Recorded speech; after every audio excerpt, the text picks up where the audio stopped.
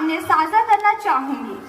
कि देश मेरा जल रहा है, आग लगी है सीने में, हुक्मरान सब बैठ गया है खून शहीद का पीने में। तो राम मंदिर या बाबरी का बस नहीं मैं लाया हूँ, घायल भारत चीख रहा है, चीख सुनाने आया हूँ।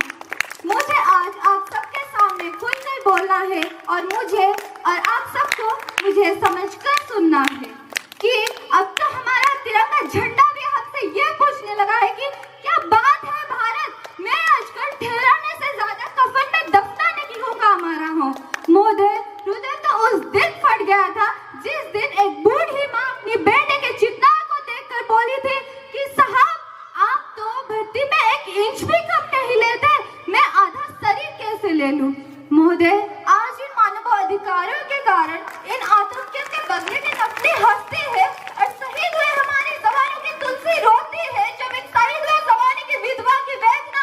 चीख चीख कर ये कहती है कि प्यार भी भरपूर गया, माँ का सिंदूर गया, नन्हे नन्हियों की लोटियां चली गई, छोटे छोटे बेटियों की तो चोटियां ही चली गई और आपके लिए तो एक आदमी मरा है साहब, मेरे घर की तो रोटियां ही चली गई।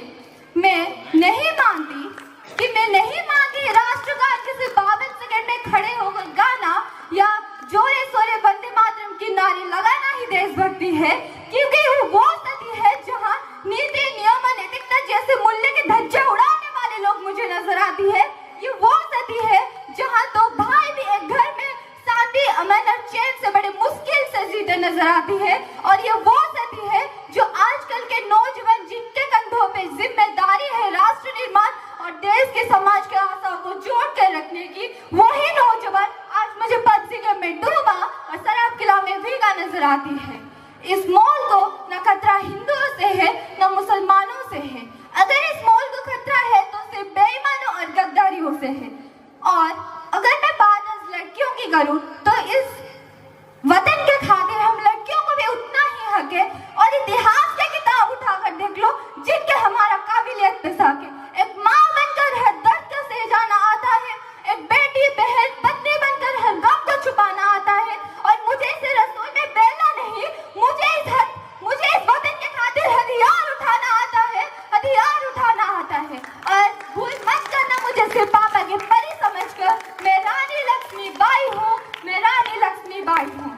अगर मैं आज बात राजनीति की करूं तो राजनीति से मुझे कोई परवाह नहीं है, पर परवाह तो राजनीतियों को राज करने की नीति से है, क्योंकि चुना गया राजनीति को दाता नहीं बल्कि सेवक होना चाहिए। और मैं इस राजनीति के लिए 2 लाइनें